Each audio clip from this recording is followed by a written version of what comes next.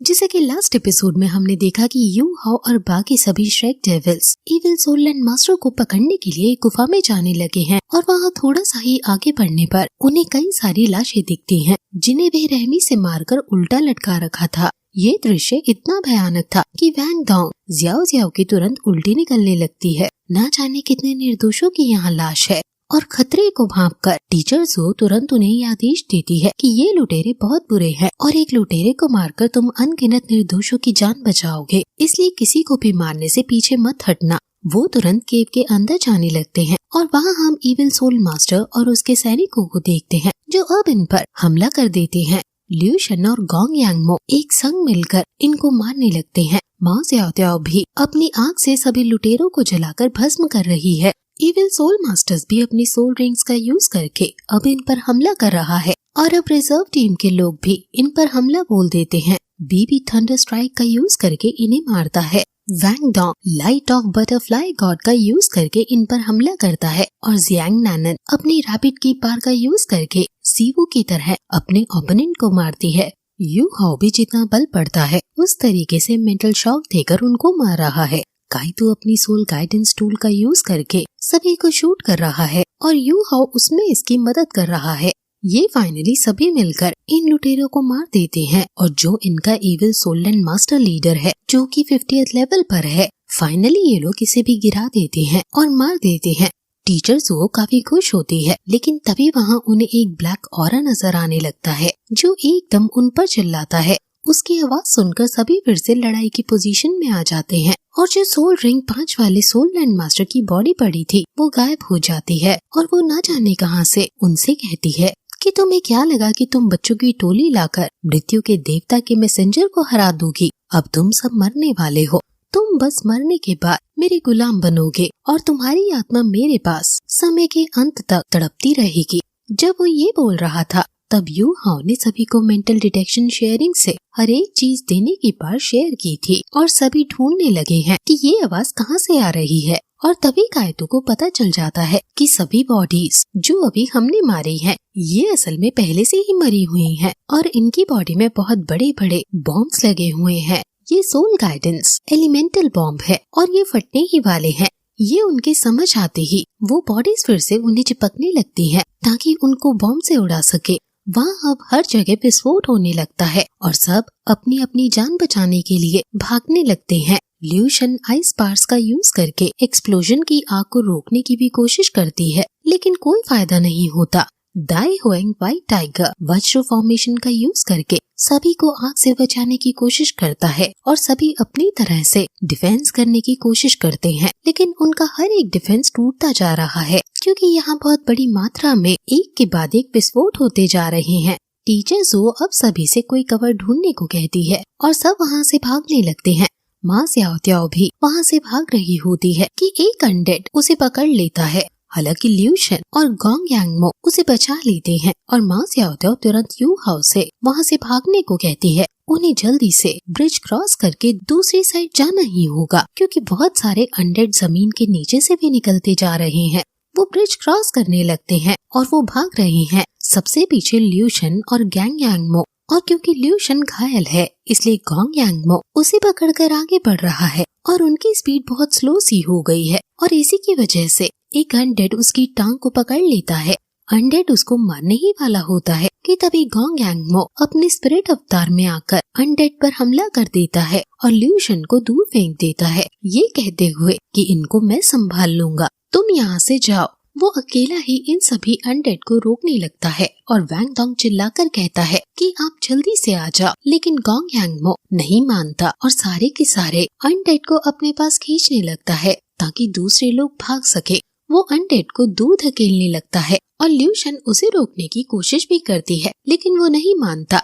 एक के बाद एक अनडेड उसके ऊपर चढ़ने लगते हैं और फिर जब आगे पीछे ऊपर नीचे हर जगह से वो गोंग यांगमो को ढक लेते हैं तो वो ब्लास्ट हो जाते हैं। जस्ट विस्फोट से पहले गोंग यांगमो अपनी टीम को एक आखिरी सलामी देता है ये कहते हुए कि अब श्रेक डेविल्स की जिम्मेदारी तुम्हारे ऊपर ही है और फिर विस्फोट में वो अपने साथ वहाँ ब्रिज को भी तोड़ देता है और नीचे गिर जाता है जिससे बाकी सभी श्रेक डेविल्स ब्रिज क्रॉस करके बच जाते हैं। ये देखकर यू हाओ और बाकी सभी को बहुत ही ज्यादा गुस्सा आता है, क्योंकि पहले ही मिशन में उन्होंने अपने एक सीनियर मेंबर को खो दिया है। उन सभी के कानों में ये बात गूंजने लगती है कि उनके फॉर्मर ने ये कहा था कि सोल मास्टर की पावर किसी ऑर्डिनरी आदमी से बहुत ज्यादा होती है और ज्यादा पावर के साथ ज्यादा रिस्पॉन्सिबिलिटीज भी आती हैं। और अगर कोई सोल मास्टर अपनी पावर का गलत इस्तेमाल करने लगे तो वो दूसरे लोगों के लिए बहुत बड़ी बीमारी बन सकता है। और आज यही चीज उन्होंने अपने सामने सच होते हुए देखी है।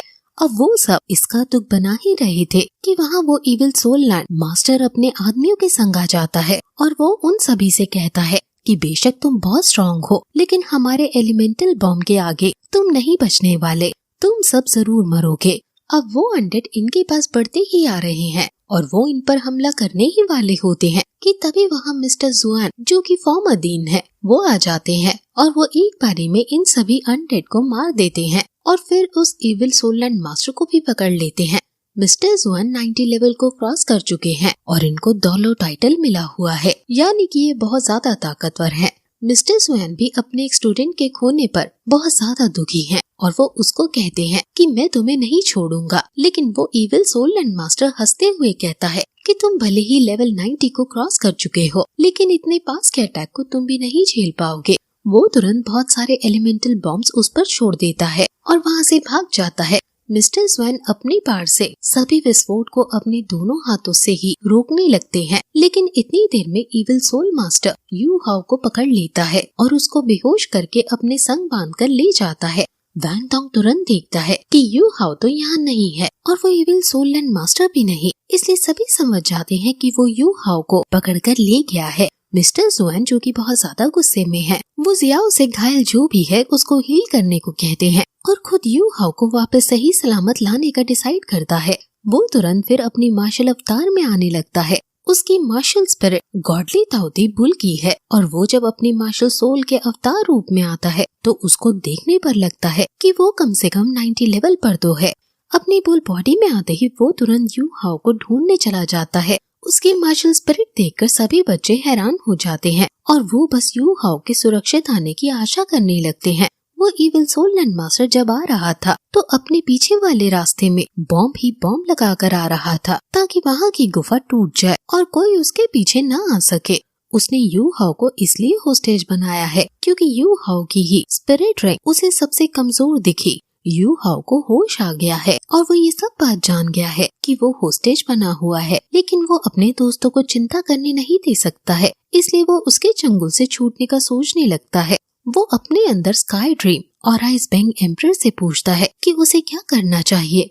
स्काई ड्रीम कहता है कि तुम चिंता मत करो, हम कोई न कोई रास्ता जरूर निकाल लेंगे। मैं तुम्हारी बॉडी पर थोड़ी देर के लिए आइस बैंग एम्परर का कंट्रोल देने की सोच रहा हूँ ताकि इसकी पावर का यूज करके हम इसे मार सके, लेकिन क्योंकि तुम्हारी बॉडी अभी कमजोर है इसलिए हमें डर है कि इससे तुम्हारी बॉडी और सोल को बहुत नुकसान पहुँच सकता है। इस पर यू हाओ कहता है कि तुम मेरी चिंता मत करो, बस तुम इस इविल सोल मास्टर को मार दो। इसकी वजह से हमारी टीम का एक मेंबर मारा गया है और उसकी जान का बदला इससे हमें लेना ही है।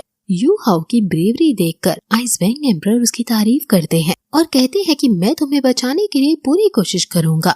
वो आगे बढ़ ही रही थी कि तभी वहाँ वो काली शक्ति जो उसके अंदर उसी समय से है जिस समय से स्काई ड्रीम है, वो आगे आती है और आइस बैंग एम्परर से कहती है कि तुम श्योर नहीं हो कि तुम यू हाओ को बचा भी पाओगे या नहीं, इसलिए यू हाओ को बचाने का काम तुम मुझ पे छोड़ दो। वो इविल सोल लैंड मास्टर अपने अड्डे पर जाकर किसी तरह का कोई रिचुअल करने लगता है क्योंकि वो यू हाओ की आत्मा को अपना स्लीव बनाना चाहता है, जिसके लिए उसे ऐसा करना होगा। अब वो इससे पहले कि ऐसा कर पाए यू हाओ के ऊपर वो ब्लैक एनर्जी काबू ले लेती है और यू हाओ को प्रोटेक्ट करने के लिए वो यू हाओ को हवा में उठाती है और अब उसकी बॉडी पर पूरी तरह से कंट्रोल ले लेती है। इविल सोल मास्टर उससे कहता है कि तुम तो एक सोल मास्टर हो। इस पर ब्लैक एनर्जी जो यू हाओ के अंदर है वो कहती है कि आखिर ये इविल सोल मास्टर क्या है, जिस पर वो कहता है कि इविल सोल मास्टर बड़ी बड़ी चीजों को करने के लिए बने होते हैं, जैसे मैं मृत्यु को दर्शाता हूँ और मैसेंजर ऑफ डेथ कहलाता हूँ। अगर तुम भी एक इविल सोल मास्टर हो तो अपना असली रूप दिखाओ।